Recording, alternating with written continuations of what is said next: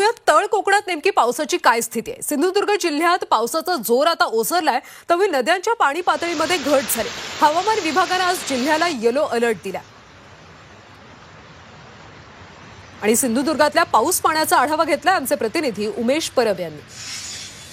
सिंधुदुर्ग जिल्ह्यात पावसाचा जो जोर आहे तो कमी झालेला पाहायला मिळतोय। मागील 2 दिवस सिंधुदुर्ग जिल्ह्यामध्ये ऑरेंज अलर्ट होता आणि त्यामुळे सिंधुदुर्ग जिल्ह्यातील काही भागात मुसळधार पाऊस कोसळत होता। मात्र आज सिंधुदुर्ग जिल्ह्याला येलो अलर्ट जारी करण्यात आले आहे आणि त्यामुळे पावसाचे जे प्रमाण आहे ते कमी पाहायला मिळते। आज सिंधुदुर्ग जिल्ह्यामध्ये पावसाचं प्रमाण कमी झाल्यामुळे जे नदी नाले आहेत त्यांच्यामध्ये त्यांचा जो पातळी होती त्या पातळीमध्ये घट झालेली पाहायला मिळते। 2 दिवसापूर्वी तेरेकोल नदी असेल, त्याचबरोबर गड नदी आणि खारेपट्ट्याची जी नदी आहे त्या सर्वच नद्यांनी इशारा पातळी जी आहे ती ओलांडली होती। मात्र अगदी कालपासून पावसाचा जोर कमी झाल्यानंतर या नदी पात्रांमध्ये जी आहे ती घट झालेली पाहायला मिळते।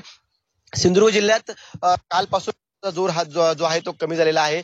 सावंतवाडी कुडाळ भागात ढगाळ वातावरण आहे, तर कणकवली परिसरामध्ये अधूनमधून एका दुसरी सर जी आहे ती आलेली पाहायला मिळते आणि त्यामुळेच सिंधुदुर्ग जिल्ह्यामध्ये जरी आज येलो अलर्ट जारी करण्यात आलेला असला तरी देखील कोणत्याही क्षणी मुसळधार पाऊस कोसळण्याची शक्यता जी आहे ती अगदी मोठ्या प्रमाणात वर्तवली जाते आणि त्यामुळेच नागरिकांनी सतर्क राहावं असं आवाहन जे आहे ते जिल्हा प्रशासनाच्या वतीने करण्यात आलंय। कॅमेरामन विवेक गावकरसह उमेश परब, झी मीडिया, सिंधुदुर्ग।